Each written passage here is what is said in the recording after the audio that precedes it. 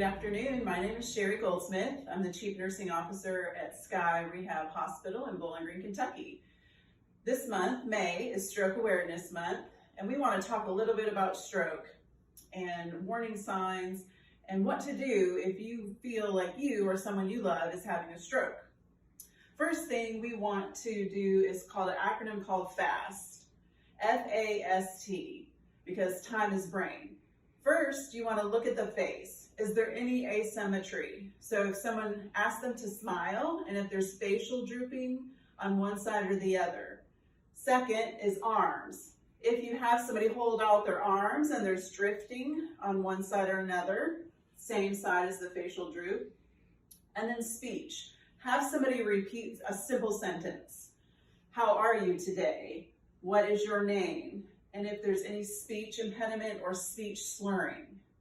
And then we want to act fast and pay attention to the time. Time is brain. Call 911 immediately and note the time of which you recognize these signs and symptoms. 133,000 people are affected by stroke annually. A stroke happens every 4 minutes and someone dies every 4 minutes of a stroke. Act fast. Notice facial droop, arm drifting, slurred speech, and call 911 immediately. Thank you.